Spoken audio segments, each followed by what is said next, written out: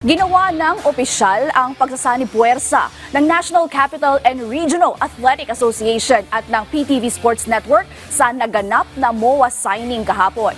Para sa detalye, narito ang report ng aking teammate na si Paulo Salamatin. Opisyal lang nilagdaan ng National Capital and Regional Athletic Association o NCRAA at ng PTV Sports Network ang isang Memorandum of Agreement na naglalayong palakasin ng ugnayan ng dalawang institusyon sa larangan ng pampalakasan.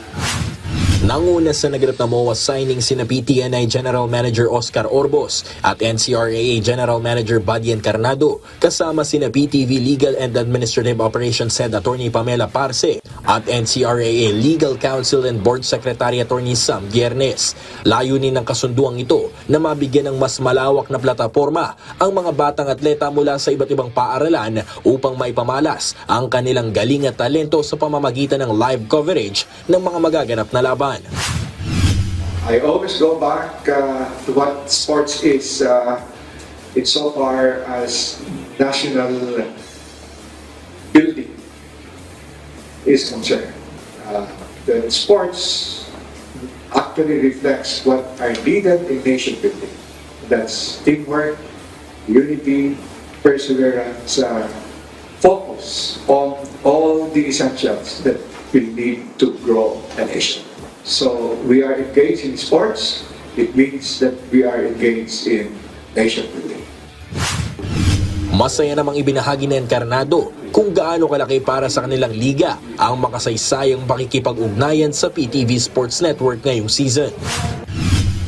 This will be a good addition because the players themselves will now be motivated further, knowing fully well that the games will now be covered by PTV4, whose network is so huge that from Apari to Gulo, they can be seen. And therefore, this is one aspect that I am so glad to be an initiator.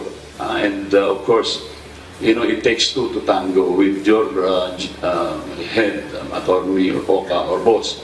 I'm so blessed because we share the same vision.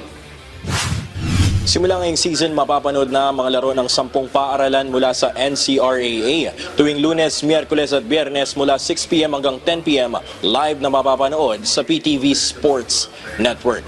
Ako po si Paulo Salamatin para sa Atletang Pilipino, para sa Bagong Pilipinas.